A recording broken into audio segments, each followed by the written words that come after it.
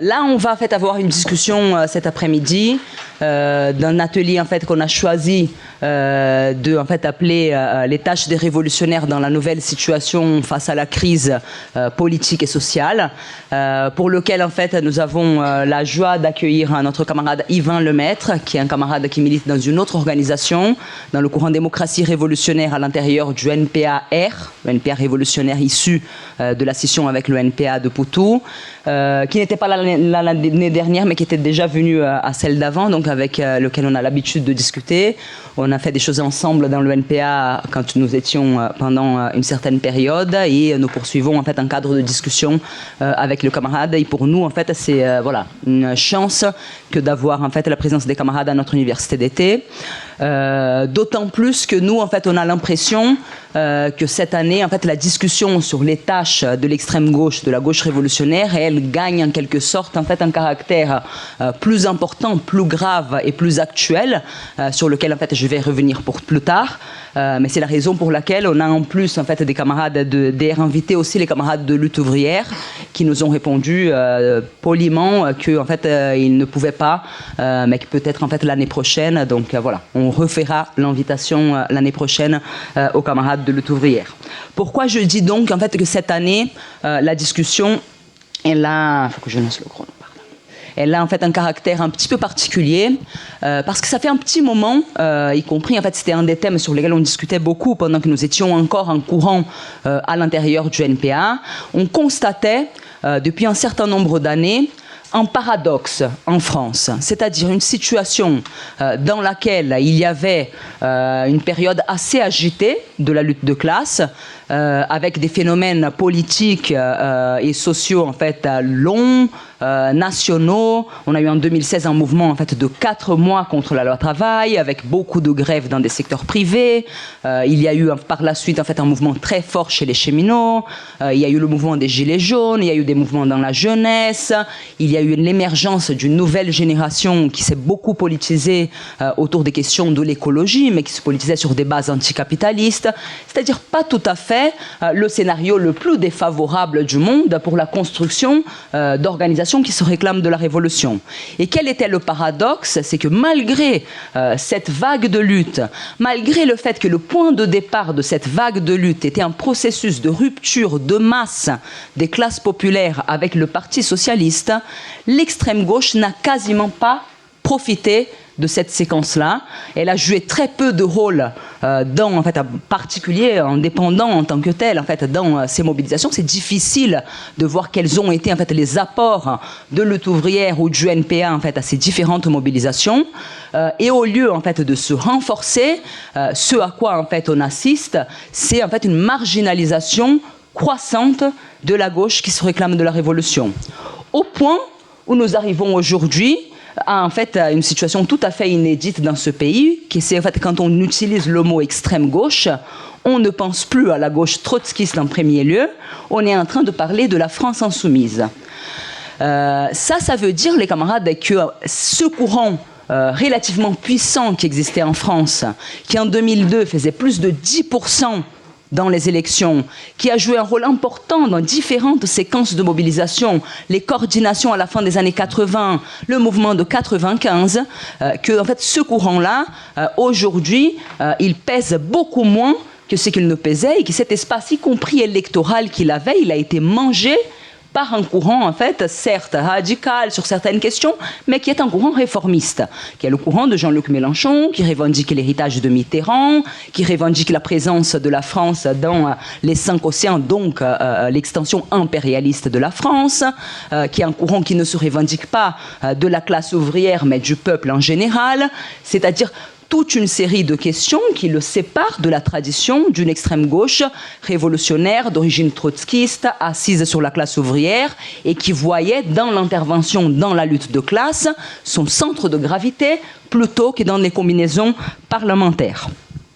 La réalité, c'est qu'aujourd'hui, cette situation, elle fait donc un saut supplémentaire, à la fois donc avec l'occupation de cet espace par la France insoumise, mais aussi avec en fait une confrontation de l'extrême gauche à des nouveaux problèmes qui n'étaient pas posés en fait de la même façon il y a quelques années et qui aujourd'hui le sont et face auxquels en fait l'extrême gauche doit répondre. Et je voudrais en citer deux. Le premier, c'est le retour de la guerre.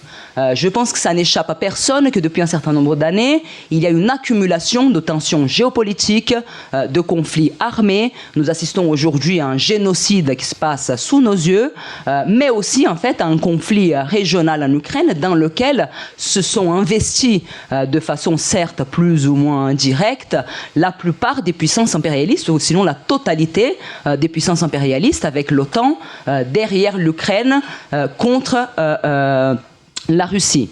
Et ce type de conflit a toujours été dans l'histoire du mouvement révolutionnaire des moments de clivage. Moi, je faisais en fait ce matin un atelier sur les années 30 et on voit à quel point la question de la guerre, la question militaire, la question de la pression de l'impérialisme, elle est cruciale et que c'est à ces moments-là en fait que les révolutionnaires montrent ce qu'ils valent, leur capacité de en fait aller à contre-courant, par exemple en fait des fièvres nationalistes, etc., etc. Et donc la question de la guerre, en fait, elle va être un élément déterminant sur lequel les révolutionnaires, dans l'avenir, vont devoir se prononcer de plus en plus. Et la réalité, c'est que nous avons assisté au ralliement d'une partie importante de l'extrême gauche d'origine trotskiste au soutien de l'Ukraine. Dans le cas en fait du parti de Philippe Poutou et Olivier Besancenot, c'est très très ouvert, mais même dans le cas en fait du NPA révolutionnaire, il y a une partie des camarades de la direction qui a soutenu aussi par exemple le fait de en fait se procurer des armes pour l'Ukraine, de soutenir militairement en fait le camp Ukraine-OTAN dans ce conflit. Donc pour nous, en fait, ça, c'est voilà, une capitulation importante. Voilà, il y a un camp, en quelque sorte, en fait, pro-Ukraine qui va, en fait, de Edwy Plenel, la direction de Mediapart, etc., jusqu'à une partie importante de l'extrême gauche. Mais il y a aussi une autre question, en fait, plus récente, qui a été là aussi une épreuve de feu, un petit peu, en fait, pour certains de nos anciens camarades, qui est la constitution du nouveau Front populaire. C'est-à-dire un front de type électoral qui a été construit en fait sous la pression de la menace de l'arrivée de Bardella au second tour, mais qui est un front de conciliation de classe ouvert dans lequel en fait ont de plus en plus de poids, non pas l'aile entre guillemets d'extrême gauche du nouveau Front populaire, c'est-à-dire LFI, mais au contraire en fait certains partis et personnages qui étaient morts quasiment en fait en 2016, qui étaient des cadavres politiques et que nos amis de la France insoumise se sont attachés à ressusciter, comme c'est le cas du Parti socialiste qui se retrouve aujourd'hui avec un bloc parlementaire quasiment équivalent à celui de la France insoumise, alors qu'il était en fait en mort cérébrale après 2016 et même aux dernières présidentielles, souvenez-vous en fait du score qui faisait Anne Hidalgo. Et donc de ce point de vue-là, il y a une responsabilité importante de la France insoumise dans ce sauvetage. Mais de notre point de vue, en fait, l'élément le plus criant, scandaleux, même si pas totalement inattendu, c'est le fait que le NPA, l'anticapitaliste, ait rejoint le nouveau Front populaire armes et bagages dès le premier tour, en revendiquant le programme du nouveau Front populaire, qui est un programme qui est en deçà du programme de la NUPES, qui est un programme où il n'y a pas une seule mesure d'incursion sur la propriété privée, une seule mesure qui est le semblant d'être une mesure anticapitaliste. Et en fait, à différence, y compris des organisations issues du mouvement ouvrier dans le Front populaire de 1936 qui avait fait front que pour le deuxième tour, on va voir par exemple le NPA de Philippe Poutou accepter en fait d'adopter le programme du Front populaire en renonçant à leur propre programme dès le premier tour des élections, d'accepter d'être colistier de François Hollande en disant à la presse que c'est très bien, que ce n'est pas un problème, qu'ils sont très contents, que l'expression de Hollande à Poutou leur va très bien, qu'ils sont la gauche de Hollande à Poutou. Donc de ce point de vue, pour nous, en fait, c'est des camarades qui ont franchi une ligne jaune et qui aujourd'hui, véritablement, en fait, sont une force d'appoint du réformisme dans ce pays. Et malgré le fait que nous avions prévu d'une certaine façon tout cela il y a bien longtemps, dans l'ONPA, en fait, quand on disait qu'ils cherchaient à se débarrasser de l'aile gauche pour aller s'acoquiner avec les réformistes, ils nous accusaient en fait d'être de mauvaise foi. Comment vous pouvez nous accuser de ça? Enfin, ils ont mis quelques mois seulement en fait après la scission à accomplir ce que nous avions prévu, c'est-à-dire la liquidation pure et simple d'un courant important de en fait, la tradition trotskiste dans ce pays, qui était en fait le courant incarné par le mandélisme, c'est-à-dire la direction du secrétariat unifié et du NPA. Pour nous, les camarades, malgré le fait que ce courant était un courant très opportuniste, qui avait déjà engagé ce chemin depuis un petit moment, ceci n'est pas une bonne nouvelle en soi. Parce que, en fait, nous voyons aujourd'hui un danger qui est celui, en fait, de la disparition ou d'un affaiblissement très important d'une tradition politique qui, avec ses forces et ses faiblesses, existait en France quasiment comme nulle part ailleurs. C'est un des pays dans lesquels le mouvement révolutionnaire, les partis se réclamant du trotskisme avaient un poids réel et non marginal. Et pour nous, au-delà des questions d'orientation, cet élément-là est un acquis. Et c'était un acquis à préserver. Et donc, face à cette débâcle, à cette débandade, à cette marginalisation du mouvement ouvrier, on a l'impression que les révolutionnaires, en fait, ne doivent pas rester l'arme au pied. Ils doivent penser, au contraire, quelles sont les voies possible pour la reconstruction et la recomposition d'un mouvement révolutionnaire qui soit à la hauteur des événements qui se préparent.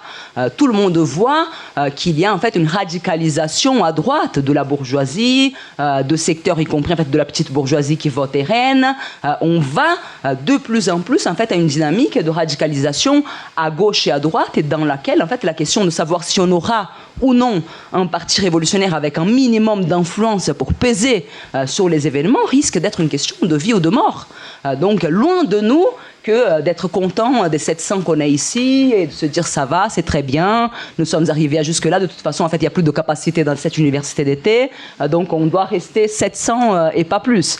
Nous on pense en fait qu'il y a une tâche dans ce pays et dans le monde en fait de reconstruction du mouvement révolutionnaire et qui ne sera pas issue que de la tradition que nous incarnons nous en tant que courant en France lié à la fraction trotskiste ou en tant que révolution permanente tout court. On pense en fait qu'un véritable parti révolutionnaire ne peut que naître à la fois de la fusion à partir de discussions profondes, de confrontations avec d'autres courants et d'autres traditions du mouvement révolutionnaire, et c'est pour ça que ce type de discussion pour nous est aussi important, mais aussi en confluence avec des secteurs qui ne sont pas trotskistes ou révolutionnaires aujourd'hui et qui vont en fait surgir du mouvement de masse lui-même et qui vont pouvoir en fait conformer des nouveaux bataillons. Mais pour ça, la question du rôle des révolutionnaires dans le mouvement ouvrier, des apports qu'ils sont capables de faire à la classe, de leur utilité dans la lutte de classe, est une question cruciale. Parce qu'aucun ouvrier ne va rejoindre en fait une organisation révolutionnaire qui ne sert à rien. Il va la rejoindre s'il pense que cette organisation lui sert pour gagner des grèves, lui sert pour préparer des combats futurs. Et donc de ce point de vue, pour nous, la question de comment à la fois on pose le problème du débat entre les révolutionnaires et de la reconstruction d'un parti révolutionnaire, mais en même temps en ayant comme fil à plomb le problème de l'intervention dans la lutte de classe, de l'apport que les révolutionnaires font à la classe, est pour nous en fait la méthode pour avancer.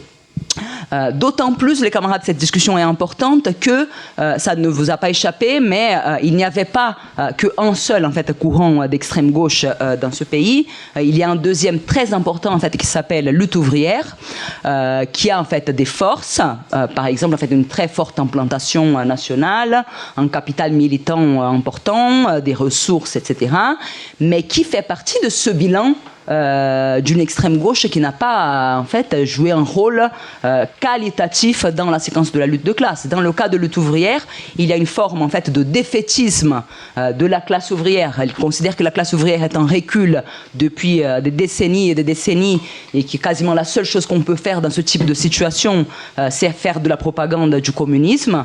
Ils sont de ce point de vue-là un peu défaitistes de l'intervention des révolutionnaires dans la lutte de classe. Il suffit de lire n'importe quel bilan qu'ils font en fait sur les mouvements type le dernier mouvement des retraites, ils vont expliquer systématiquement la même chose. On a perdu parce qu'il n'y avait pas la vapeur. Le problème, c'est toujours la vapeur, c'est toujours la base, c'est les ouvriers qui ne voulaient pas et pas en fait la politique des directions. Et le problème, c'est que la capitulation complète et la dissolution du courant en fait, incarné par Olivier Besancenot et Philippe Poutou risque de renforcer certains traits en fait, de lutte ouvrière. Lutte ouvrière venait déjà depuis un certain nombre d'années avec un discours qui disait « le seul courant communiste révolutionnaire de ce pays, c'est nous ». Ce qui était une façon de dire en fait au NPA, vous avez abandonné le communisme révolutionnaire quand vous avez dissous la LCR pour construire le NPA. Et d'une certaine façon, maintenant que même le NPA est en train en fait, de disparaître de la scène politique, ça pourrait consolider une situation où l'extrême gauche se résume au courant de lutte ouvrière. Et nous, on pense que en fait, ce ne serait pas une bonne chose et qu'il faudrait au contraire en fait, qu'il puisse y avoir d'autres forces politiques qui permettent de bouger les lignes, d'établir un dialogue, y compris avec les militants de lutte ouvrière, de combattre les traits conservateurs qu'ils peuvent avoir pour essayer en fait de poser des bases pour la construction d'une organisation révolutionnaire supérieure à celle qui existe aujourd'hui. Nous sommes un tout petit courant pour l'instant. En fait, en termes militants, on ne se compare pas du tout avec un courant comme lutte ouvrière. Mais le fait même qu'on existe avec une présence nationale, etc., d'une certaine façon, bouge un tout petit peu déjà les lignes. Il pourrait y avoir un scénario où face à la disparition du NPA, il n'y a plus rien, il n'y a que Hello. Là, il y a Hello très grand et nous plus petits, mais nous, on existe. Et de ce point de vue, en fait, nous, on entend en tout cas essayer de jouer un rôle, pas juste en fait pour construire une chapelle ou une tente à chaque fois plus grande, mais au contraire, en fait, pour essayer d'être un élément dynamisateur du mouvement révolutionnaire dans son ensemble. Et pour cela, en fait, on pense que ce type de discussion, ce type de débat avec en fait, des militants de d'autres traditions est une question très importante. Je vais commencer en fait à aller vers la fin. Pour cela, les camarades, nous on a l'impression qu'il y a un élément central qui est en fait le fait de réussir à établir un cadre de débat politique et stratégique démocratique entre les courants d'extrême gauche. Je ne sais pas en fait si ça vous a déjà interpellé, mais en fait les courants d'extrême gauche de ce pays ne discutent pas entre eux. Il y avait un moment dans l'année où ils discutaient entre eux, c'était le débat LCR-Hello à la fête de lutte ouvrière tous les ans. C'était un jour à l'année où les deux grands courants du mouvement révolutionnaire s'écharpaient entre eux. Depuis en fait que ce débat n'existe plus, la réalité c'est qu'il y a une forme en fait de logique où chacun se construit en vase clos, en concurrence avec l'autre et sans aucune discussion, sans aucune confrontation pratique. Nous on a l'impression que continuer dans cette logique-là à un moment où il y a au contraire en fait une force de conciliation de classe qui est en train de se construire, d'aspirer une partie des anciens cadres du mouvement révolutionnaire, d'aspirer une partie de l'ancien auditoire politique de l'extrême gauche, on a le devoir de en fait plonger dans un débat collectif et contradictoire avec l'ensemble en fait des courants qui se réclament révolutionnaires sur les moyens pour reconstruire un parti révolutionnaire dans ce pays qui soit en fait à la hauteur des événements qui se préparent et donc un parti qui se prépare à avoir en fait plusieurs dizaines de milliers de militants, une influence dans des secteurs de masse. Donc pour vous dire quelque chose de très loin encore en fait de ce que nous avons pu construire jusqu'à maintenant. Donc notre idée en tout cas avec ce débat, nous on voudrait proposer, y compris aux camarades de DR, on l'a déjà proposé en off, d'essayer en fait de le prolonger au-delà de notre université d'été, en quelque sorte en fait entamer, même si c'est entre deux courants qui ne sont pas les plus grands dans le mouvement ouvrier français, mais deux courants qui commencent à confronter leur point de vue, qui commencent à confronter leurs pratiques, qui montrent en quelque sorte en fait une autre méthode, une méthode en fait de débat démocratique révolutionnaire et de tentative en tout cas de front et de confluence là où on peut appuyer ensemble pour essayer en fait de reconstruire le mouvement révolutionnaire dans ce pays et se préparer en fait à des opportunités révolutionnaires qui ne vont pas manquer, mais en fait on sait bien de par l'expérience de la France pense même en fait que quand on arrive, comme sont arrivés les trotskistes à 36 avec 635 militants, c'est souvent en fait un peu tard pour essayer de construire une force capable en fait de véritablement peser sur les événements et ramener en fait une révolution à la victoire. Et si on milite en fait, c'est pour cette perspective-là. Et donc voilà, c'est pas pour construire des petites chapelles, mais pour véritablement pouvoir peser sur des événements révolutionnaires quand ils viendront. Et c'est dans ce cadre-là, en tout cas, en fait, qu'on voudrait, à partir de cette discussion aujourd'hui, essayer en fait d'entamer un débat oral, mais aussi en fait par écrit et public, qu'on voudrait d'abord avec les camarades de démocratie révolutionnaire, mais extensible à tout autre courant en fait qui voudrait participer à un débat de ce type. Voilà, je m'arrête là et je passe la parole à Yvan pour continuer la discussion.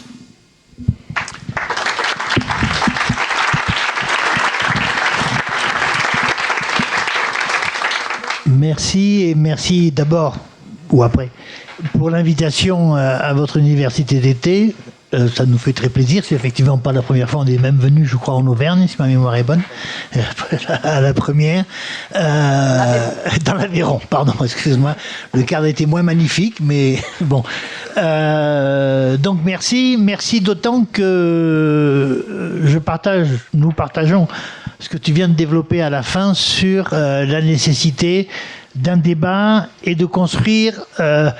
Nous militons, nous avons employé la formule de la refondation démocratique du mouvement révolutionnaire, c'est-à-dire que au fur et à mesure de ce recul que tu as décrit, les relations entre différents courants se sont sectarisées parce que la marginalisation que tu évoquais entraîne des débats qu'on pourrait qualifier d'idéologiques. C'est-à-dire on se définit, on caractérise les uns, on caractérise les autres, et comme il y a des échecs et qu'on n'arrive pas à avoir prise réellement sur la réalité, les caractérisations deviennent des points de scission, et on a un processus de marginalisation et quand même de décomposition, parce que la dernière séquence que nous avons vécue, plus ou moins côte à côte, mais néanmoins, est un processus de décomposition. La scission du NPA est un processus de décomposition. D'une part politique, de part organisationnelle, et quelle que soit la façon dont les uns et les autres s'en sortent, nous en sortons de fait affaiblis. Et effectivement, comme le disait Daniela, nous regrettons cet échec. Je ne reviendrai pas sur l'histoire, sur nos divergences dans cette aventure-là, et si on pouvait ou pas corriger l'échec, ça c'est autre chose, et le débat est de ce point de vue-là quelque peu dépassé, mais ce qui n'est pas dépassé, c'est d'en tirer les enseignements qui remontent à y compris à quelques années, qui est de réussir à imposer dans le mouvement révolutionnaire des rapports démocratiques, au sens où, y compris les discussions que nous engageons entre nous, contrairement à celles auxquelles j'ai assisté, parfois participé à la fête de Hello, dans différents camps d'ailleurs, une fois à Hello, une fois à la LCR, quelques années, l'écart.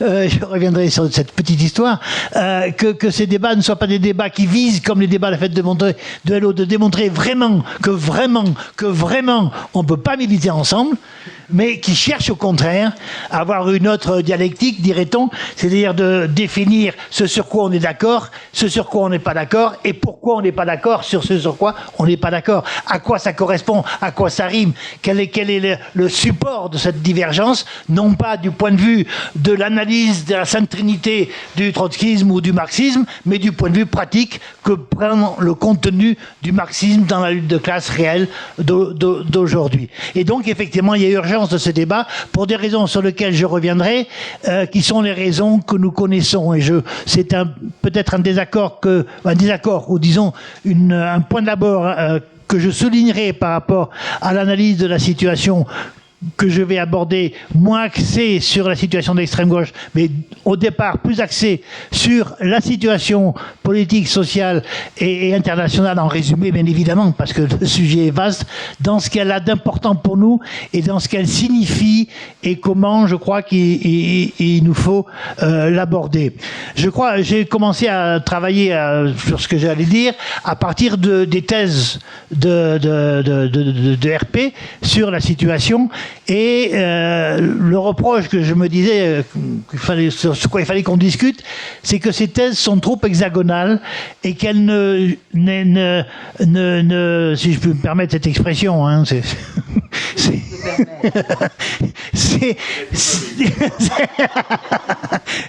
c'est que la situation telle qu'elle se présente dans le pays, telle qu'elle se cristallise dans une crise majeure aujourd'hui, est l'aboutissement et la manifestation d'un problème beaucoup plus global qui est, j'emploierai pas le mot crise parce que c'est plus qu'une crise. Une crise, ça indique l'idée qu'on passe un mauvais moment mais qu'après ça ira mieux. Non. Ce qui caractérise la situation actuelle du capitalisme que j'appellerais financiarisé, mondialisé, c'est pas une crise chronique, c'est une crise endémique, une crise qui va durer, une crise qui n'a pas d'issue dans le cadre même du système, parce que le capitalisme est arrivé d'une certaine façon à bout de souffle. Alors certes, on aurait tort que parfois que le capitalisme accumule des sommes exorbitantes, c'est vrai, mais justement il est malade du capital.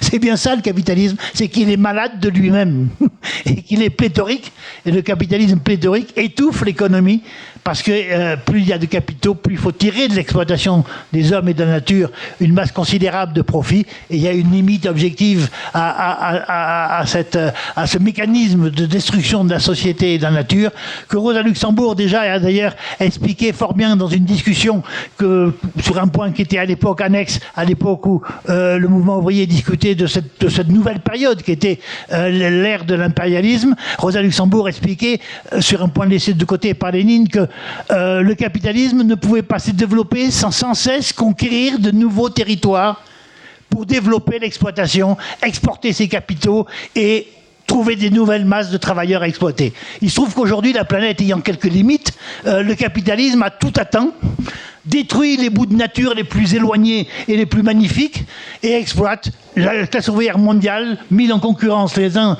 ou les travailleurs mis en concurrence les uns avec les autres, voient leur situation se dégrader, et en particulier avec une notion qui n'existe plus aujourd'hui, qui a été le nerf de la guerre pour la bourgeoisie, qui était ce qu'on appelait les surprofits impérialistes, ce que Lénine appelait les surprofits impérialistes, c'est-à-dire le pillage des richesses naturelles et humaines des pays coloniaux et exploités. Et aujourd'hui, suite aux révolutions coloniales et à la conquête d'indépendance, au développement économique qu'ont connu des pays comme la Chine et d'autres, c'est évident que c'est une concurrence terrible qui se développe à l'échelle mondiale, et concurrence que les travailleurs et les peuples et la nature payent à une vitesse accélérée actuellement. Et la crise que nous connaissons, pour résumer, et je m'excuse de concentrer un peu rapide, la crise que nous connaissons est l'expression de cette situation sociale économique, avec l'explosion des inégalités, l'explosion des questions écologiques et la question que tu citais, la guerre. Et je crois que d'ailleurs de ce côté-là, si je peux me permettre, mais je crois que tu ne seras pas en désaccord, je ne qualifierai pas la guerre d'Ukraine de régionale,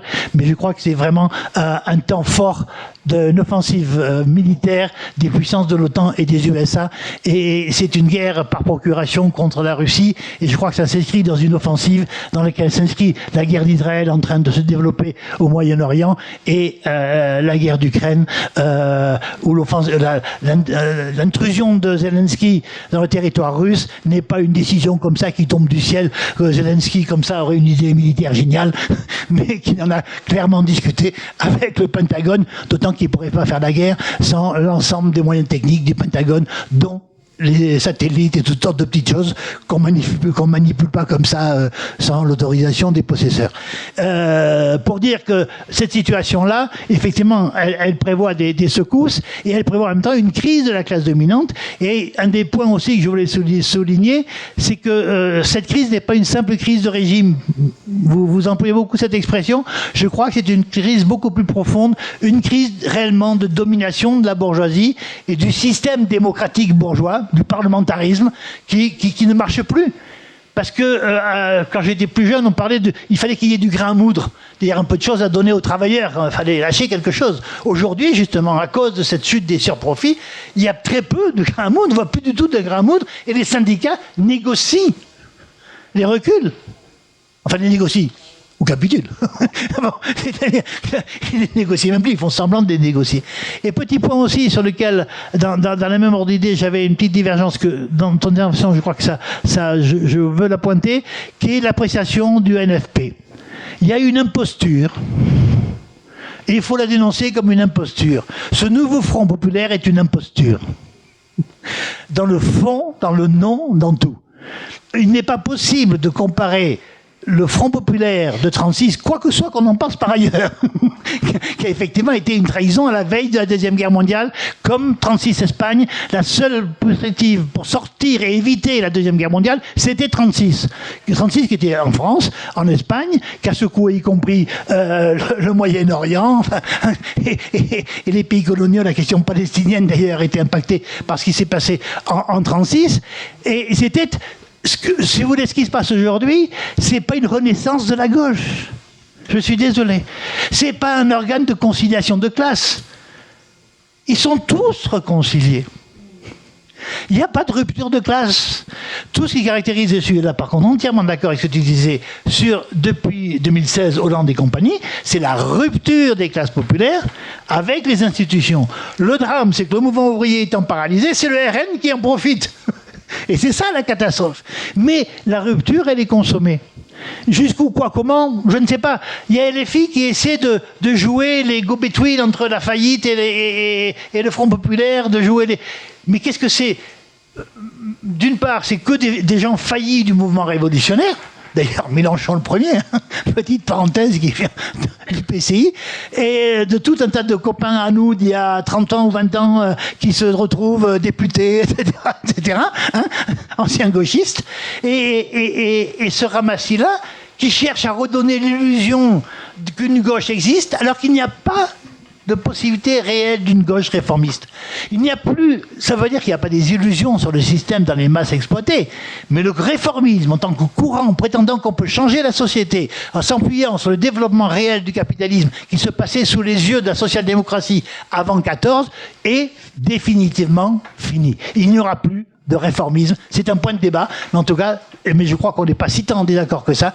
Voilà. Et ça, c'est ce qui caractérise la situation actuelle. Et y compris qui plaide, dans le sens de ce que tu dis, la possibilité de l'émergence d'ailes radicales au sein du mouvement ouvrier et qui se sont manifestées depuis les 7 dernières années. Et c'est ça la question. Je crois que la question du parti se pose dans ce cadre-là et je crois que c'est important de la voir. Et se pose le problème de la réconciliation de l'ensemble, le consensus parlementaire. Il y a un consensus parlementaire, ils se discutent là-dedans, ils se reçoivent à Matignon, c'est mignon. Mais enfin, Mitterrand nous a compris. Macron était sympa. Macron était très sympa. Macron, il a été avec Lucie adorable et tout. Il a compris qu'il a perdu, il le reconnaît, c'est merveilleux. Et tout ça, ils envoient chier, mais c'est pas grave. Mais bon, il y a un consensus. Et ce consensus, il s'organise autour de quoi? La guerre d'Ukraine, la guerre d'Israël. Tous ceux qui ne soutiennent pas Netanyahou sont des antisémites. Point barre. C'est ça le consensus. Et il est créé, ce consensus-là. Bon. Et de ce point de vue-là, je crois qu'on est une situation tout à fait explosive parce que la guerre d'Israël va donner des choses terribles. Hein, et on voit y compris comment ce consensus se construit aussi aux États-Unis, petite parenthèse, hein, parce que c'est une crise, il y a une spécificité de la crise qui se déroule actuellement. Au bloc de l'OTAN, au bloc des vieilles puissances impérialistes occidentales qui défendent avec bec et ongle et avec les armes les plus modernes possibles leur position dominante dans le monde. Et ça, c'est une des caractéristiques de la situation et nationale et internationale, comment le bloc des vieilles puissances impérialistes défend sa domination mondiale. Et qui sont prêts à la guerre sans limite, ça dépendra des rapports de force, pour défendre cette hégémonie mondiale. Ça veut dire que nous sommes directement concernés, au sens où le déficit, les services publics, il va falloir sacrifier. Ce que vient de dire comment il s'appelle, Premier ministre, c'est pas par contumace, c'est par démission. Premier ministre par démission. C'était un concept un peu nouveau, le Premier ministre par démission. Il faut être fort quand même. Et quand même, qui décide du budget, qui va piquer 10 milliards de plus. Et pourquoi 10 milliards de plus? Pour tout ça, pour la guerre, etc. Et donc, on a une crise majeure. Et la crise majeure s'exprime aux États-Unis, à la fois par Trump et Musk. C'est la folie du système qui s'exprime même dans les cerveaux des dirigeants du système. Et ceux qui essaient d'être raisonnables, présentables, Kamala Harris, super, etc., vachement cool, époustouflante. Et c'est vrai qu'elle en jette comme personnalité, mais qu'est-ce qu'elle raconte? Qu'il faut continuer la guerre en Ukraine, et qu'Israël, on n'en parle même pas d'ailleurs, Israël, mais c'est évident. Bon. Donc, et les migrants. Deuxième point de consensus, les migrants. Kamala Harris, le mur, pas de souci, une politique de migrants, comme ici en France, comme la gauche en France. Voilà. Et nous avons un consensus de classe qui se construit, et de ce point de vue-là, il n'y a pas vraiment de nouveaux réformistes. Et c'est là où ça pose la question de l'émergence d'un parti des travailleurs de façon urgente. Tu me dis le temps qui me reste, parce que je peux être long. Je pense que 2 minutes, et je pense qu'il te reste 2-3 minutes. 2-3 minutes? Bon, j'en mettrai... C'est pas minuté, hein. Mais... Ah, t'as pas commencé le chrono? Alors, plus quand même. 5 minutes. 5 bonnes minutes, ok. Donc, ça me semblait important de souligner un peu longuement cet aspect des choses, parce que je crois que c'est un point des débats qu'il faut que nous ayons. Et à partir de là, la question du mouvement révolutionnaire, j'aurais une vision rapidement en 2 mots. Pour moi, j'ai commencé à militer influencé par le PCI ou des aînés qui étaient au PCI. J'ai adhéré à LO. J'ai été... le PCI, c'est les lambertistes. C'est de là que vient Mélenchon. Mélenchon vient des PCI, qui aujourd'hui, il y a 2 PCI, un POID, un PCI démocratique qui n'est pas dans la France insoumise, et l'autre qui fournit les salles et le service d'ordre à Mélenchon. Parce qu'eux, ils sont très loin. Bon. Et donc, je ne sais plus combien d'années à LO, viré en 95-87 de LO quand Arlette Aguillet a appelé un parti des travailleurs quand elle a fait 1 600 000 voix, et intégré à fusion avec la Ligue, on a créé un groupe, on a fusionné avec la Ligue, participé à la création du NPA, et la scission, etc. Donc, j'ai un tableau très personnel et intime de l'extrême gauche. Et c'est pour dire que je suis moins, pour des raisons peut-être pas politiques et sentimentales, moins dur avec le mouvement révolutionnaire que Daniela. Enfin, pas moins dur. Disons que je crois qu'il y a une richesse militante. Et ce qui me révolte, c'est le gâchis de cette richesse militante. Il y a une richesse militante encore dans ce pays qu'il s'agit de capitaliser.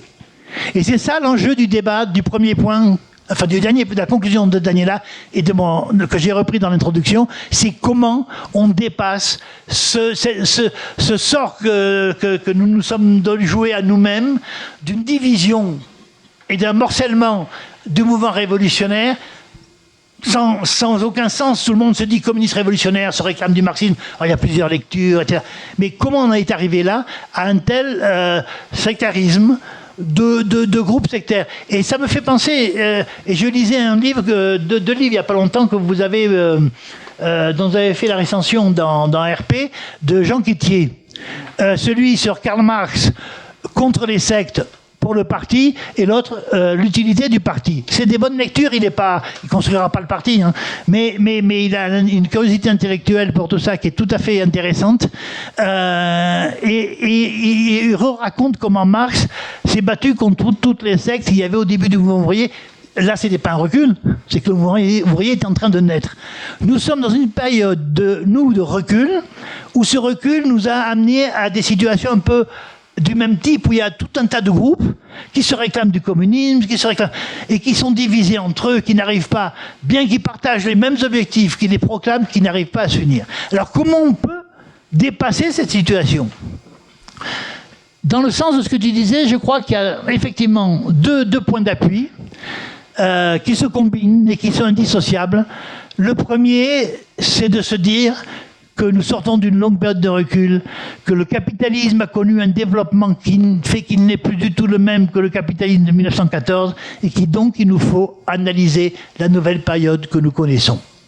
Et je crois qu'il faut dire très clairement que pour la première fois de l'histoire de l'humanité, l'idée d'une révolution mondiale a des bases objectives et subjectives concrètes, qu'elle n'avait pas en 1914, quand les fous d'Europe se battaient pour les frontières dans les tranchées, où on était la partie presque la plus arriérée du monde de ce point de vue-là, et qu'aujourd'hui il y a un tel bond en avant du prolétariat, des moyens technologiques qui ont unifié la planète, que pour la première fois, l'idée d'une révolution mondiale, le rêve de la commune, ce qu'ont commencé à réaliser les bolcheviks, il y a les possibilités objectives de par le fait que le monde s'est considérablement rétréci, de façon fatale pour le capitalisme, mais profondément révolutionnaire pour nous.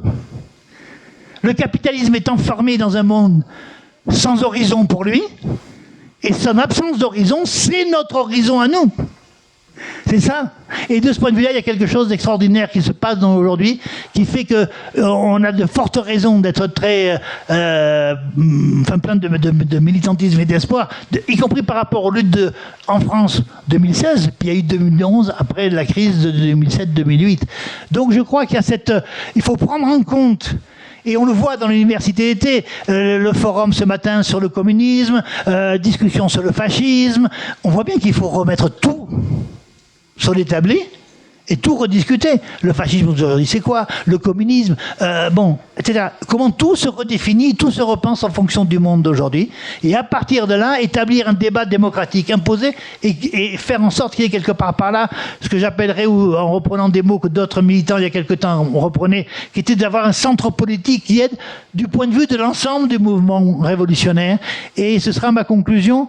Je crois que là, j'ai dépassé réellement mon temps. Je suis en train de dépasser réellement mon temps. Ce sera ma conclusion, à savoir que il nous faut raisonner du point de vue de l'ensemble du mouvement. Chaque groupe raisonne du point de vue de sa propre construction. Je crois qu'il faut rompre avec ce que tu disais pour une part, rompre avec cette logique pour raisonner du point de vue de l'ensemble du mouvement et se penser comme centre politique, construire son courant, il n'y a pas de souci. Je ne reviendrai pas sur notre histoire, ça n'a pas été notre préoccupation à nous, mais on a cherché à influencer des organisations, influencer le mouvement, on continue, c'est toute notre histoire. Mais en même temps, ça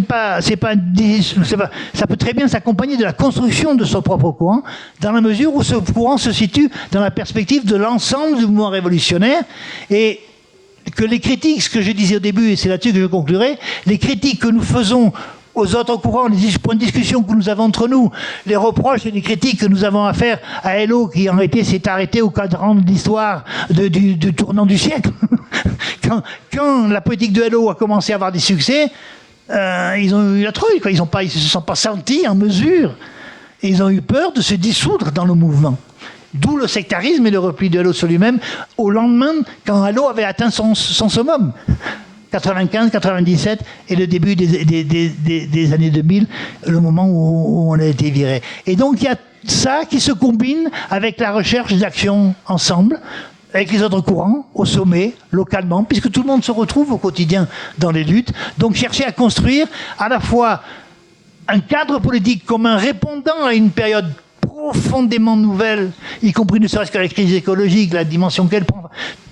Tout doit être repensé de ce point de vue-là, et à partir de là, en même temps que se développe un mouvement de révolte et de lutte extrêmement profond qui va être multiforme, à travers lesquels il faudra donner une unité, et cette unité, c'est la lutte de classe, c'est l'unité, c'est l'indépendance de classe pour changer la façon dont les hommes produisent ce dont ils ont besoin pour vivre, à savoir les moyens de production, pour reprendre un mot, une formule célèbre, hein, et pour une autre formule célèbre, dans l'objectif de la conquête du pouvoir, d'une démocratie, pour construire une société socialiste. Et ça, je crois que c'est un des problèmes qu'il faut mettre au cœur du débat. Et on a trop réduit le programme de transition à des mesures transitoires et pas assez au lien entre ces mesures, la lutte quotidienne et le socialisme. Aujourd'hui, ce lien-là, il est intime. Il n'y a pas de revendication possible, de mesures démocratiques contre l'extrême droite, de lutte contre l'extrême droite, sans remise en cause profonde du système pour la conquête de la démocratie et du pouvoir. Merci Yvan.